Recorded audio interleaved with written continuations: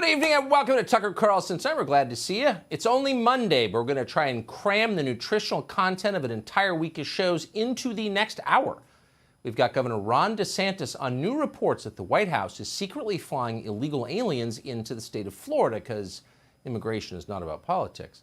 Then we've got Dave Portnoy of Barstool Sports, who is waging one of the great battles of all time against repulsive slurs from legacy media outlets that hate him. They're trying to destroy him. He is unbowed.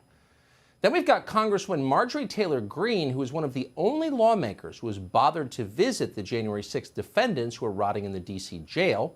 She'll tell us what she just saw there. But we want to start tonight with Joe Biden, the isolated and deeply unpopular president of the United States. At this point, pretty much no one likes Joe Biden or will admit it. The latest USA Today poll has Biden at a terrifying 38% job approval rating.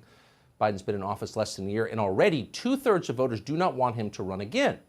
How unpopular is Joe Biden as of tonight? Let's put it this way. He's only 10 points above the single most despised person in the United States, which is his own vice president. Jeffrey Epstein now has more admirers than Kamala Harris does, and that is the territory that Joe Biden now occupies. So it's genuinely bad, and it has political effects, as we saw last week. The question is, why is this happening? Why are people so dissatisfied all of a sudden with Joe Biden? Well, the obvious answer is, and you're going to hear a lot of people say this, Joe Biden is senile and ineffective. But if you think about it, that's not true. It can't really be true because voters knew perfectly well all along that Biden was doddering. They knew that when they elected him. It was obvious even then. In fact, it was part of his appeal. Biden was too slow to be threatening to anyone. This was not a guy who was going to be making a lot of sudden moves. If you secretly wished it was still 1985, Joe Biden was your man because he was under the impression that it actually was. So no, senility is not Joe Biden's main problem. Joe Biden's problem is weakness. Biden is afraid. You see it every time you look at him. He's overwhelmed, he's off balance, and that's why he's so often snappy and aggressive, because underneath it all, he feels anxious. Biden isn't always sure where he is or what's happening around him. So a man like that cannot possibly lead a country this complex, but the problem is his weakness makes him a target for predators. Ideologues like Susan Rice or Barack Obama can take a man like that hostage and make him read their scripts. That's exactly what is happening, and you saw it so clearly last week. Our own Peter Doocy asked Biden about the White House plan to pay reparations to illegal aliens, up to almost $500,000 per person. So the very idea of an administration doing that under any circumstances is completely deranged. What's interesting is that Joe Biden, who's not ideological, he's emotional, Biden understood that immediately. And so he responded when asked the way that any normal person would. He said, effectively, what the hell are you talking about? That's crazy. Watch. There were reports that were surfacing that your administration is planning to pay illegal immigrants who are separated from their families at the border up to $450,000 each, possibly $1 million per family. Do you think that that might incentivize more people to come over illegally? If you guys keep sending that garbage out, yeah, but it's not true. So this is a garbage report? Yeah. Well, yeah, Biden was right. Reparations for illegals, that is garbage. And most people think it. A new poll by the Trafalgar Group shows that fully two-thirds of the country, that's a majority of Democrats, as well as, of course, a majority of Republicans, believe that idea is nuts because it obviously is nuts. Paying people to break our laws? What are you, crazy? That would destroy the country, obviously. Now, whatever you think of Biden, he's been in politics for more than 50 years. And at this point, if nothing else, he's got a pretty good gut sense of these things. So the second he heard that idea, the second Peter Doocy presented it to him, he was against it on instinct. Unfortunately, Joe Biden is no longer in charge. He no longer makes meaningful decisions. The ideologues are in charge. The Obama people are in charge. That's the point. That's what we're watching. So after that moment, they hauled Joe Biden before the Central Committee. They gave him a good re-education. And the next thing you know, Biden is out there dutifully repeating their lunatic slogans. Watch this. If, in fact, because of the outrageous behavior of the last administration, you coming across the border, whether it was legal or illegal, and you lost your child, it's gone. You deserve some kind of compensation, no matter what the circumstance. What that will be, I have no idea. You see that? The narrowed eyes, the finger pointing, the jabbing in your face. Notice how angry Biden looks in that clip. This is not a man who's in control, not of his own emotions, obviously, but also not of the administration he supposedly runs. The ideologues are in control, and that is a huge problem for the rest of us. It's a problem because ideologues have no interest in the lives of actual human beings.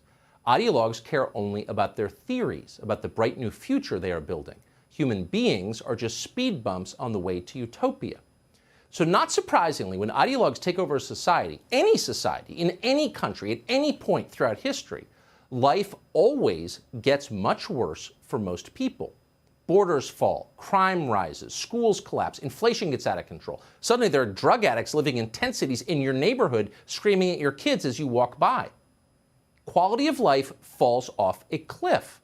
It's intolerable for most people. But the ideologues don't care because they're completely focused on the shiny new society they're constructing. Nothing else matters. Perfection is always just around the corner. As soon as we get rid of all these white men, everything will be great. They say that and they really believe it. Meanwhile, inevitably, the actual physical world around them, the world that the rest of us inhabit day to day, crumbles at high speed. And you're seeing it now everywhere. Just today, in the face of skyrocketing energy prices, the White House announced it may shut down yet another pipeline. First, it was Keystone XL that happened immediately. This time, the Biden administration would like to close what's called the Line 5 pipeline. You may not have heard of that, but it's vital to this country. The pipeline moves more than 500,000 barrels of desperately needed energy every day from Canada to Michigan. Shut that down? Wait to see what happens to gas prices. They're already at record highs. So if you're not rich, this is going to make your life much worse, and everyone knows it.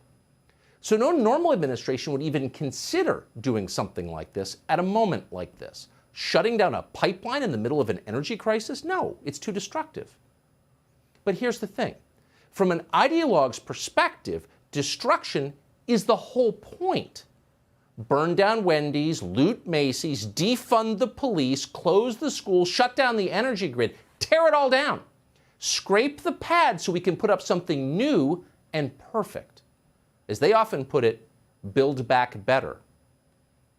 The problem with thinking like this, there are many problems, but the core problem is that you tend to ignore the suffering of the people who still live in your country pre-utopia.